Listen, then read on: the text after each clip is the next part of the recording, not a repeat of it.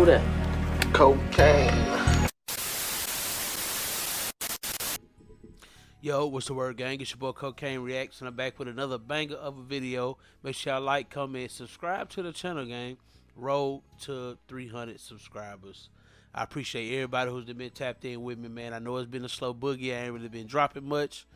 You know, it's back to work for your dog. I'm back on the grind. You know, got a family to feed, so that's what I've been on. But I'm trying to get back in the flow of things, man. A lot of shit that's happened in this last couple of weeks that I need to touch on. Need to get back into my football shit. A lot been going on in NFL. It's just, you know, life be lifing. You know what I'm saying? I'm trying to get more consistent with this, but you know how they go. This is very fucking time consuming. I'm a one-stop shop. I'm doing all this shit on my own, you know what I'm saying? So, you know, it's a process, but I'm going to get back into it. Y'all just make sure y'all tap in with your dog, subscribe to the channel for more content. And the more y'all subscribe, the more I can get back into this stuff and really take it serious, you know what I'm saying? But I'm trying to be consistent, so I appreciate everybody who been locked in. On this one, man, we're going to get into the Lil Durk situation, man. It's sad to see, man. We'll talk about it as, you know, they unfold and talk about the whole situation. But let's get right into it. We're going to do too much talking. Make sure y'all tap that screens and lock in with your boy. All right? Let's go. Name is Dirk Banks, was arrested in Florida by the U.S. Marshals Service. The 32-year-old's arrest comes as 5 other people in Chicago were arrested in connection with the investigation. According to the complaint, Banks and his co-conspirators allegedly worked together to, quote, track, stalk, and attempt to murder a target at a Los Angeles gas station, firing at least 18 rounds into the person's vehicle, striking and killing a passenger in the car. Banks made his first court appearance this afternoon in Miami.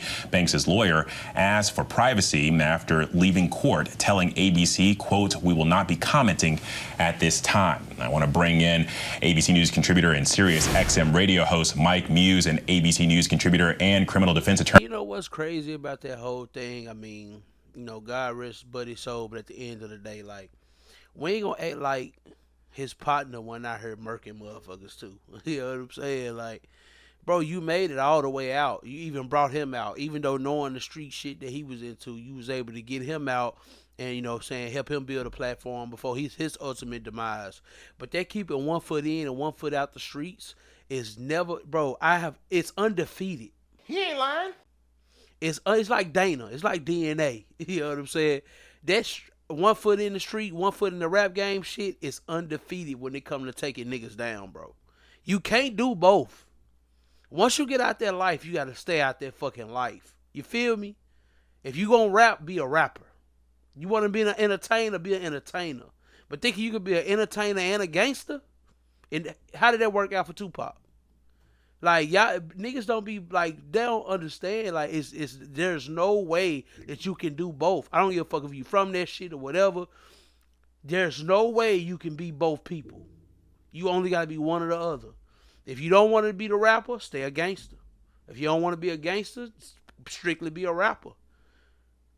I'm just saying, man. Come on, man. 8 kids. My buddy got like 8 kids, bro. He got like 8 kids. Ultimately, this is a fair case, so this is life.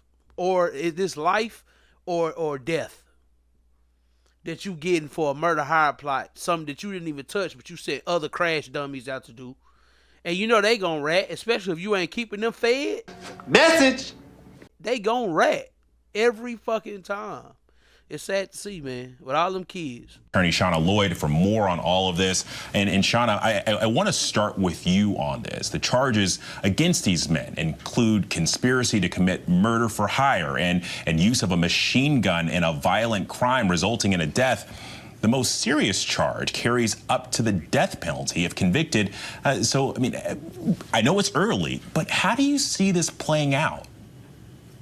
You know, Alex, this is a very serious charge. Conspiracy is one of those charges that all it takes is voluntary knowledge. So as long as you had any conversation with 2 or more about something, a plan to further this plot for hire, and it resulted in a death, you are looking at those either life imprisonment and up to the death penalty. So it does not take a lot to be convicted of conspiracy charges. Now, they do have to show that he was voluntarily a part of this conspiracy, and they're going to have to show that he knew what the conspiracy, what the end goal of the conspiracy is. And so that's the burden. But conspiracy does not take as much as other charges. So this is a very serious crime.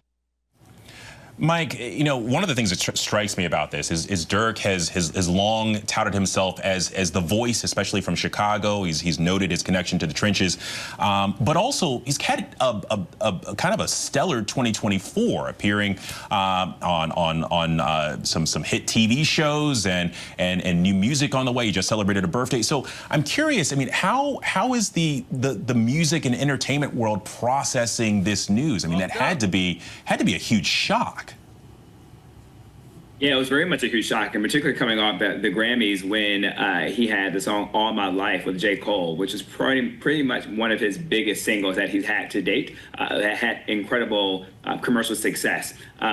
Lil Durk is part of what is called the drill movement in Chicago, and so every region. Hey, let's keep it a buck. That drill shit is dead. Like, I know motherfuckers still gonna be listening to the music, but as far as like, I never understood how the niggas get into like.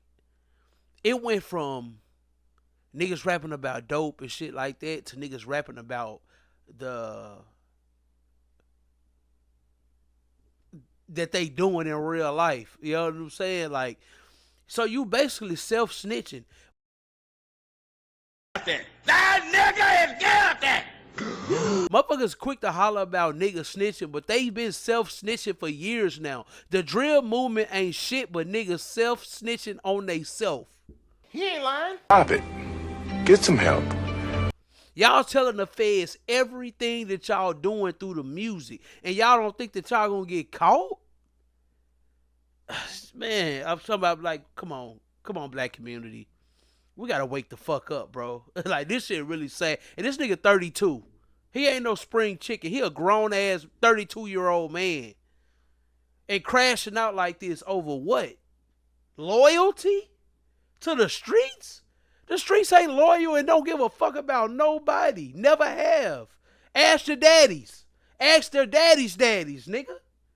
Like, let's come on, man. In the United States has a different sound when it comes to hip hop. And so Lil Durk was really at the forefront of the drill music, which is controversial. It is very rooted in gang culture. I don't think any of us involved in the music industry, entertainment industry, realized that Lil Durk would actually have the capability to send out and put out a hit. This was a retaliation to another popular rapper in the drill genre of music, King Von. And so this was to enact revenge against the murder of King Von. What this goes to, though, Alex, is a larger conversation that we need to be having in America is how do we address gang culture, and then how do we address the violence that precipitates within particular urban communities. Every time we have a death or a murder such as this is when we need to be thinking about gun reform, gun legislation, and how much guns are on the streets, in particular within Chicago,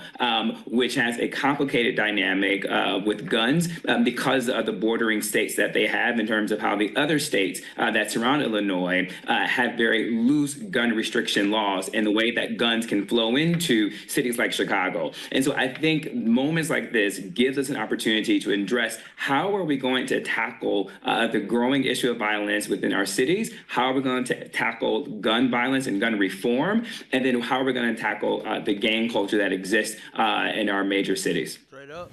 Well, and Shauna, one more here, because you mentioned conspiracy earlier. How might prosecutors be looking at this OTF group that Durk was a part of? I mean, are we going to see some repeats of what happened in the YS, or what's happening in the YSL case? Absolutely.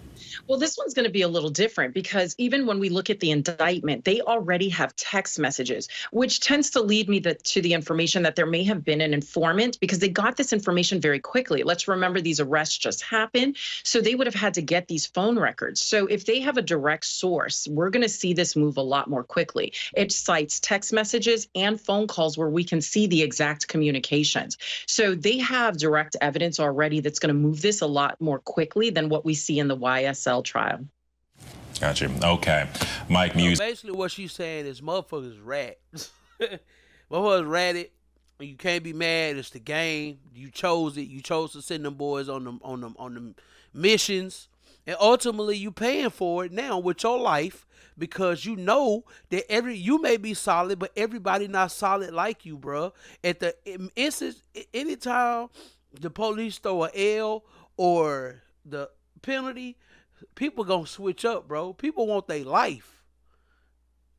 They do the time. If you do the crime, you do the time. Shit is bullshit because motherfuckers ain't finna want to do that L. That means you ain't never seen the light of day again. So guess what? They quicker to snitch on your ass if they know that they finna have to be behind bars for the rest of their goddamn life. You should have learned, bro. M's up just to throw your life away and crash out over a person who already gone. Like, I get being loyal and all that bullshit, but at the end of the day, bruh, you had too much to lose. Your kids needed their father. And if they have to talk to you behind a wall for the rest of their life now they become what they feel. Now they being raised by single mothers. So now they become what you were. Because they didn't have you to push them away from that shit. You know what I'm saying? They needed you to step in and be the father they needed and push them away from the streets because you already see how rough it is. But now you finna have to be behind bars because of some shit that happened 2-3 years prior, and you finally starting to make it to the heights in the rap game, and you just choose to crash out. I feel for my people, man. I feel for my people. I promise you I do.